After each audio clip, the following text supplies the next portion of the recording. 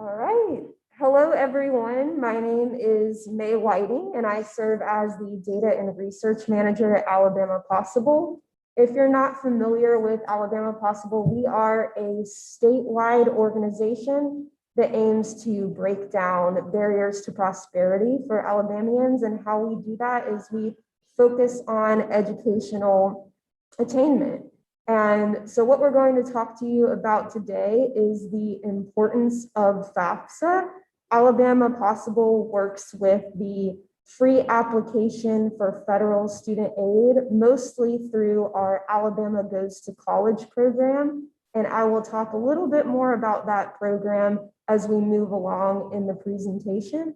But today we really want to highlight and underscore the importance of the free application for federal student aid, why high school seniors should be completing it, and how it will ultimately support them in their post-secondary endeavors. So I am joined today by Leonard from the Alabama Commission on Higher Education, who will also be talking about a really important tool related to the FAFSA.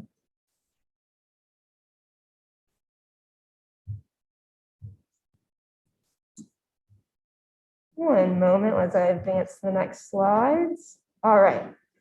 So in talking about the importance of the FAFSA, I really want to emphasize the many opportunities that it creates. FAFSA completion is a key step in pursuing and affording post-secondary education. And that's because completing the FAFSA gives students access to the largest source of financial aid to pay for post-secondary degrees and certificates. And FAFSA completion strongly correlates with positive increases in students enrolling and persisting in post-secondary education, and then ultimately attaining a post-secondary credential. So another way of saying this is if students have access to all of the aid they're eligible for to support them during college, they'll be better equipped to make it across the finish line with that valuable credential. And one thing that we like to note is there is this growing affordability gap in post-secondary education. So just to give a few stats around that, while 67% of two-year institutions in Alabama are affordable to the average Pell Grant recipient, only 31% of four-year institutions in Alabama are affordable to the average Pell recipient. So the aid that students can access through the FAFSA is absolutely critical at a time when tuition and fees are basically pricing students out. So the FAFSA helps somewhat mitigate this affordability gap that we see. But another noteworthy point is that FAFSA completion closes equity gaps. So as you can imagine, there are differences in college enrollment between students of lower socioeconomic status and students of higher socioeconomic status. And what FAFSA completion does is it actually narrows the post-secondary enrollment gap across socioeconomic status. So FAFSA completion is key to ensuring students from low-income backgrounds are able to enroll in post-secondary ed. And I just want to ask a question to spark some reflection. So for graduating high school seniors who do complete the FAFSA, what percentage of those graduating seniors do you think enroll in college the following fall? So if we take all the high school seniors who actually did complete their FAFSA, what percentage do you think actually enroll in college the following fall?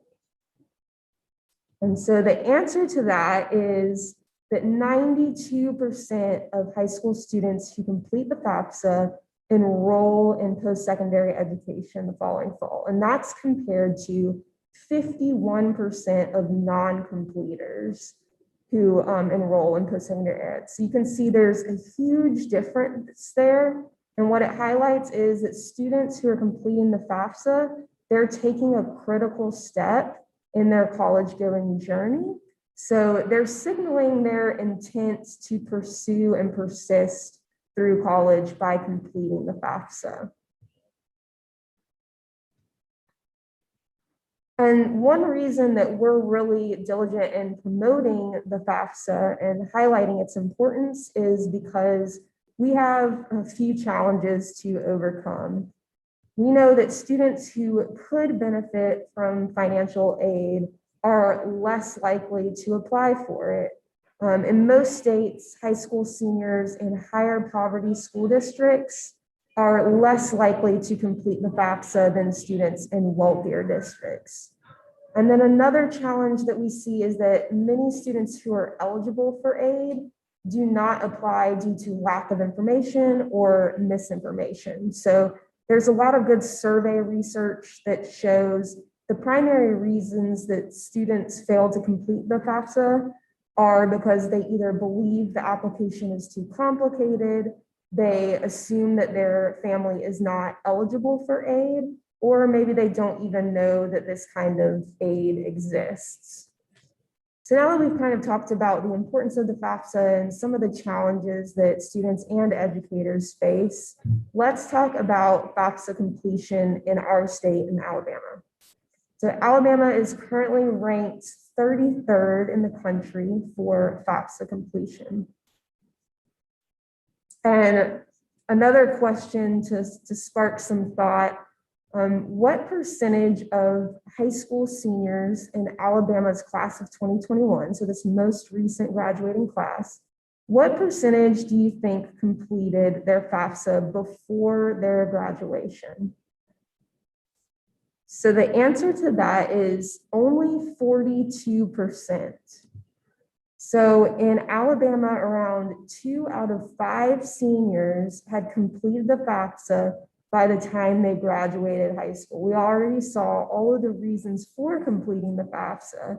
So it's pretty bleak that 3 out of 5 students hadn't completed the FAFSA once they hit that huge milestone of high school graduation.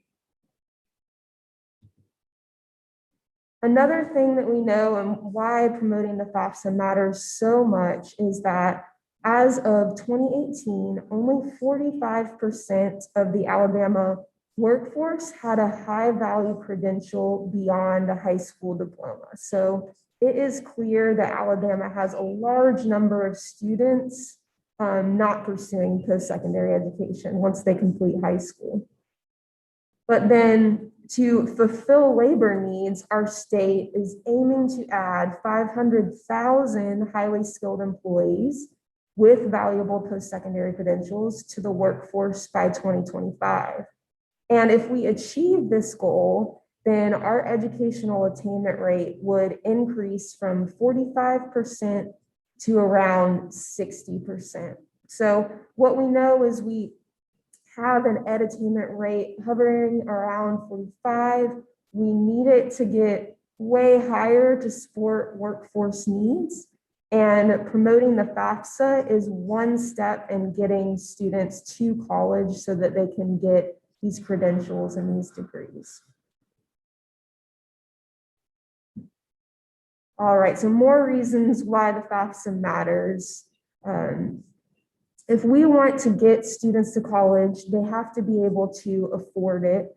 What we know is that an estimated 57.4% of students in Alabama qualify for a Pell Grant aid of up to $6,495. This, of course, can only be accessed by completing the FAFSA.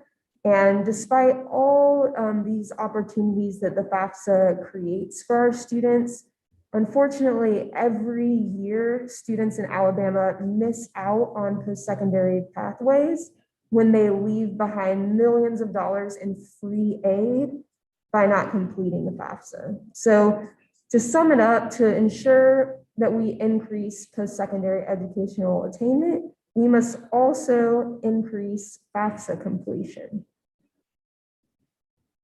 So just to hit you with some fast facts to kind of give you an idea of what the FAFSA is, what it provides, it determines a student's eligibility for grants, scholarships, work study jobs, and loans. And we're always highlighting that free aid that doesn't have to be paid back. So the grants and the scholarships, Pell Grant especially, remember 57.4% of Alabama's students qualify for a full or partial Pell Grant. And like I said, that maximum award is $6,495 per year. It can be used towards technical credentials, academic credentials, and it does not have to be paid back. And the reason that that award is so significant is because the average cost of tuition and fees per year at a two-year college in Alabama is around $4,770. So a full Pell Grant would cover the entire cost of tuition and fees. Now, of course, there are other costs to take into account, but that at least gets a student covered when it comes to tuition and fees. And then just to highlight why FAFSA is more important than ever with financial hardships that have been caused by COVID. Obviously, a lot of people have lost their jobs, faced reduced working hours, or maybe even suffered from health concerns. So COVID has definitely created a greater need for increased student support as they pursue these college degrees. And I just want to quickly illustrate what it looked like last year. So we saw FAFSA completion decrease all across the state and of course all across the country as schools closed and students no longer had access to counselors, to career coaches, to educators who are supporting them in the college application process. And actually before schools closed, the class of 2020 had 1.96% more FAFSA completions than the class of 2019. But what we saw as students were doing remote learning, we saw FAFSA drop, and by the end of the school year, the end of the academic year, the class of 2020 had around 3% fewer FAFSA completions than the class of 2019. This definitely mirrored national trends, but of course, FAFSA completion has continued to be impacted by COVID as students have been in virtual learning environments or hybrid learning environments. So COVID is still taking its toll on both FAFSA completion and college enrollment. And so for the class of 2021, we are currently seeing more than an 8% decline in FAFSA completions. So we know that we need to continue promoting the FAFSA and really every tool that we have to ensure that our students are applying to this critical financial aid so that they don't have to give up on post-secondary education. So I'm going to talk about what Alabama Possible does to support college-going efforts.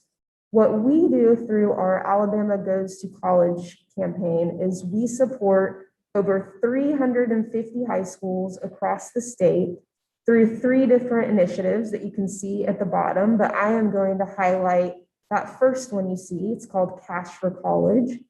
Cash for College is our initiative that builds awareness and promotes the FAFSA. So our goal is for every graduating high school senior to complete that application before they leave for the summer.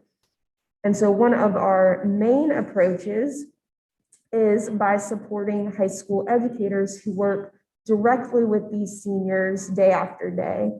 And so what we provide to educators are professional development webinars, weekly newsletters, technical assistance, data reporting, and online resources like the one you see here, our Educators Toolkit.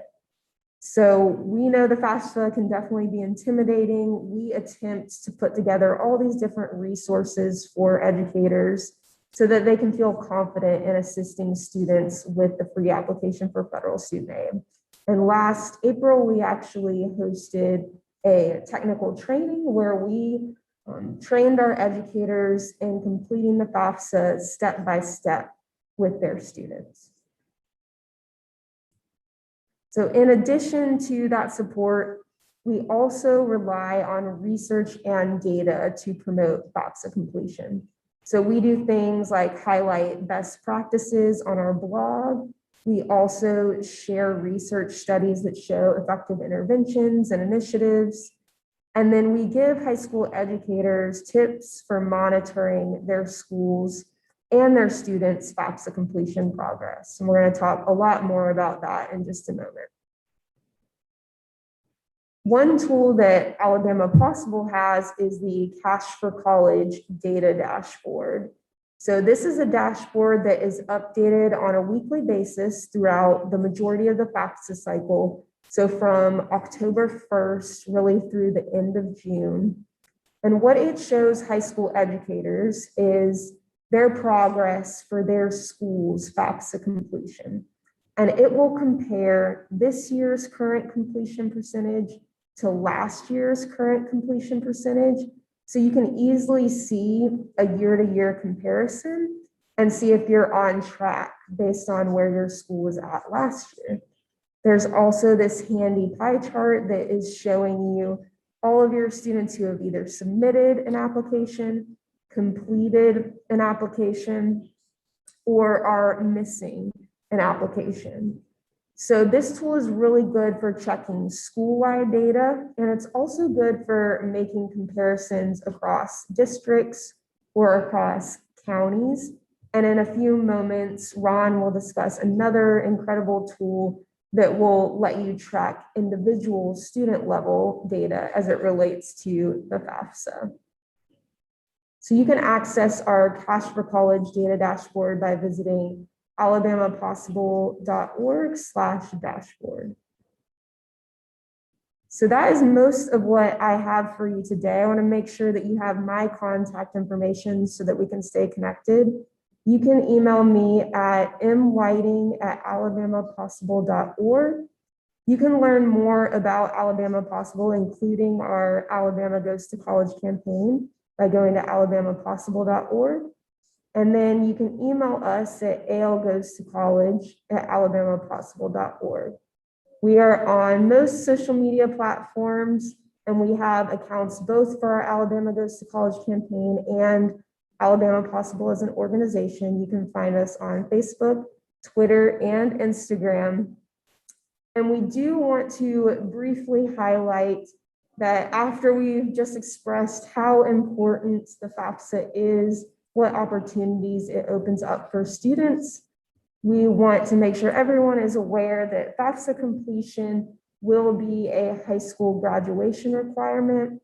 This will encourage high school seniors to complete the form. There will be support. There will be ways to opt out of this requirement.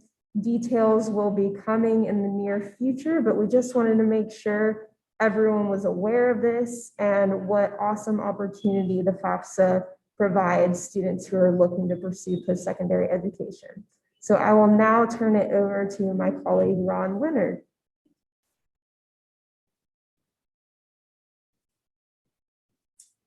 Thanks, Mae.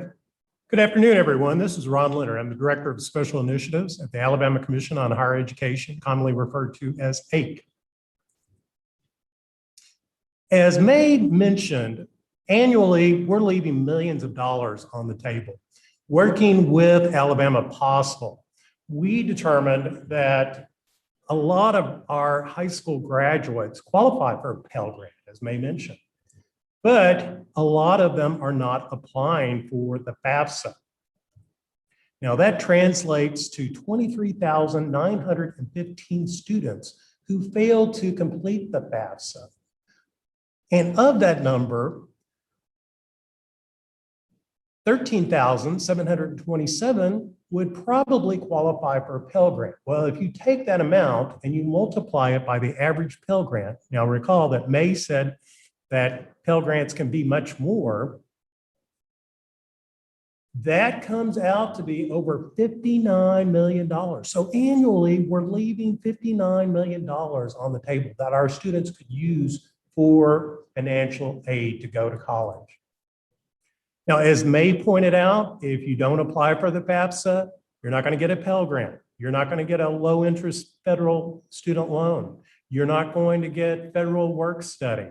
And in many cases, you're not going to qualify for local scholarships. A lot of our institutions require you to complete the FAFSA to qualify for local scholarships. And obviously, if you're not getting some type of financial aid, then if you have to go to other lenders, the interest rates are going to be quite a bit more and students will rack up even more debt. I don't know if you've seen stats on the amount of student debt. One stat I saw just recently estimates it to be $1.7 trillion. Ladies and gentlemen, that is alarming. That is scary.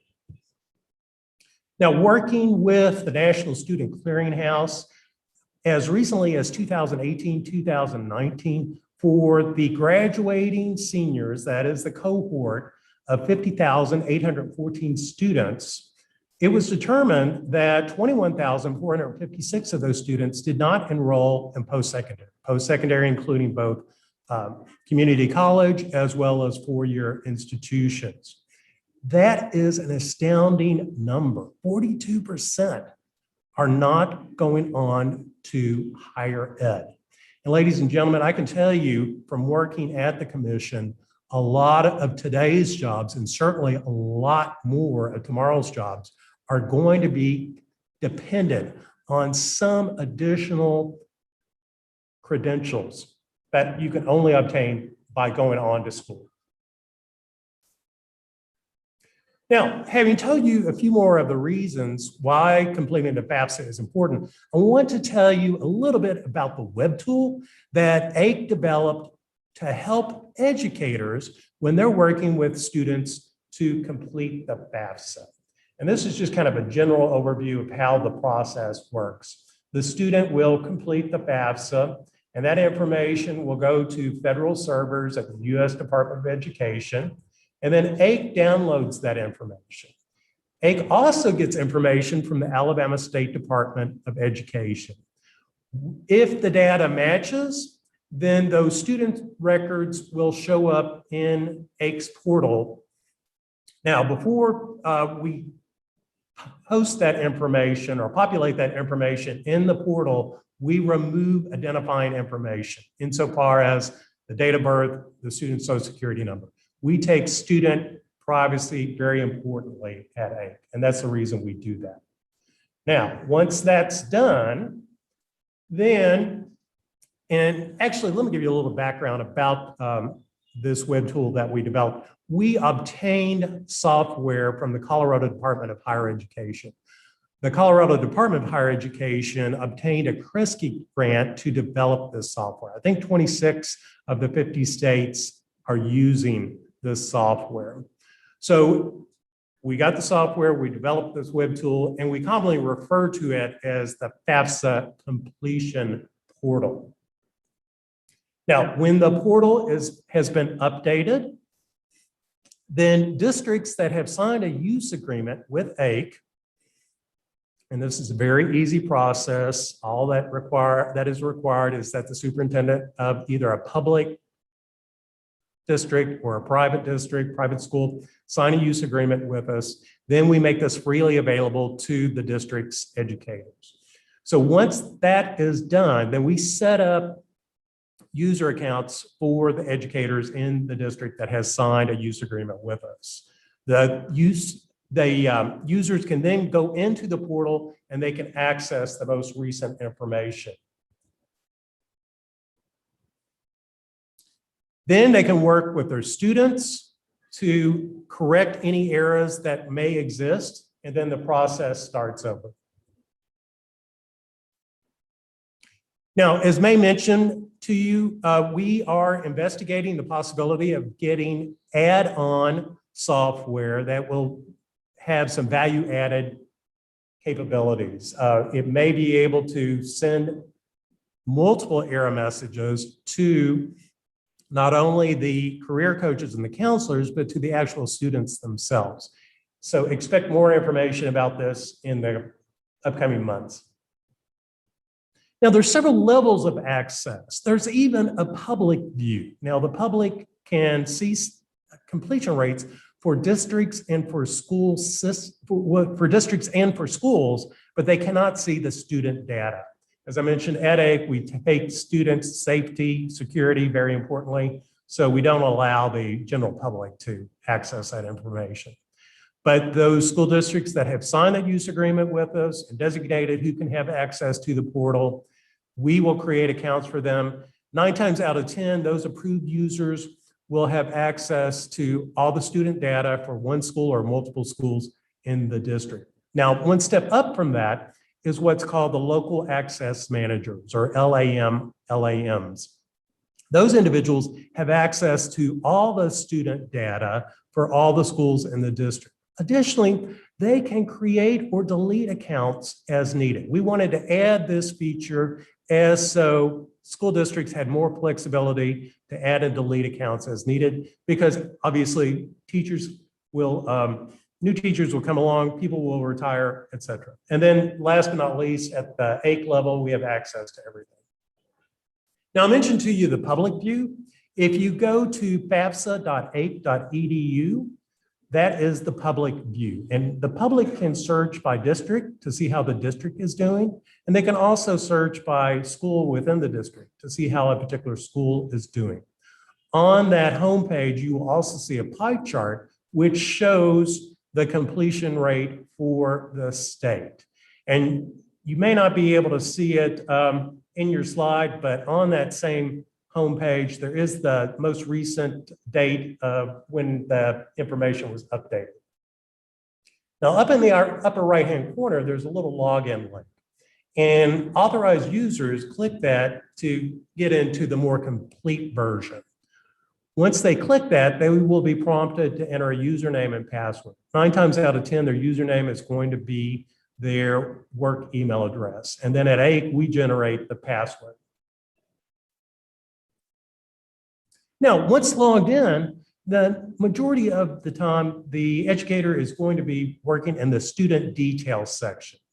And they will search by the FAFSA year. Now, keep in mind, the FAFSA year is really 1 year ahead of the school year. For example, this past school year, educators would log into 2021, 2022. So for this coming school year, they'll log into 2022, 2023.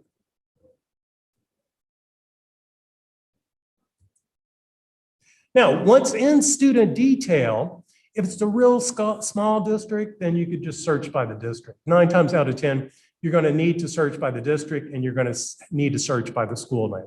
Now, one caveat about searching by the school name is you're going to have to put the first word in the school name. For example, in this example, I'm searching Mobile School District and I'm searching Mary G. Montgomery High School. And as you can see, the first word I entered was Mary.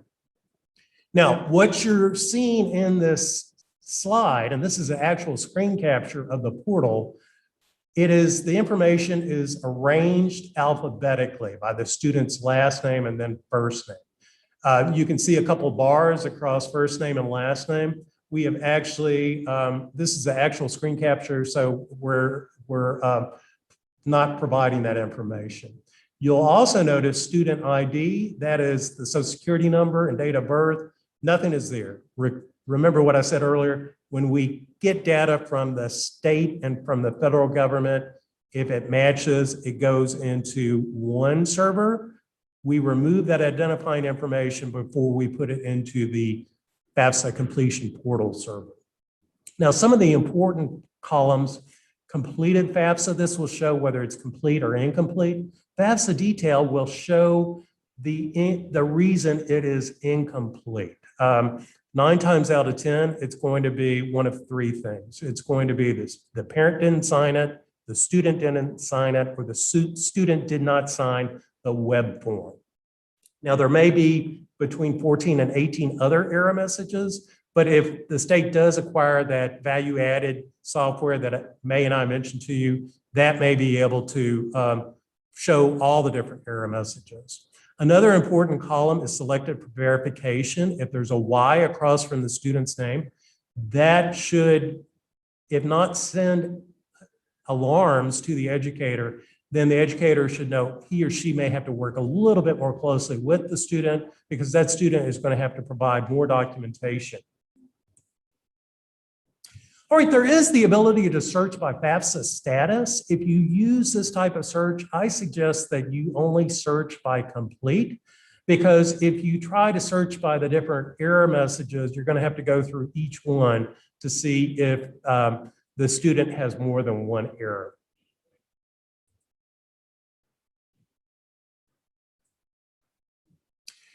Now, there is the ability to see current rankings.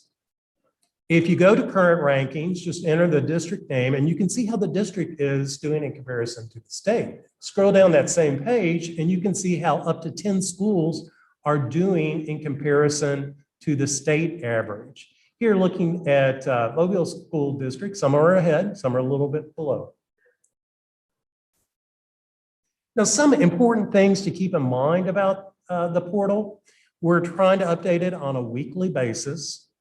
As I mentioned, we remove all personal identifying information.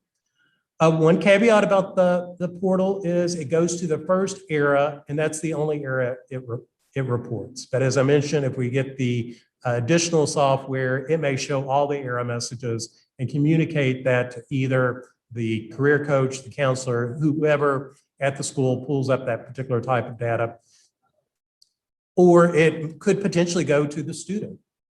Now, one thing I didn't mention to you about FAFSA status, there is a way to search for those students who haven't done anything, and that is the no match FAFSA status search. Now, sometimes educators will contact us and they'll say, our students aren't showing up in the portal.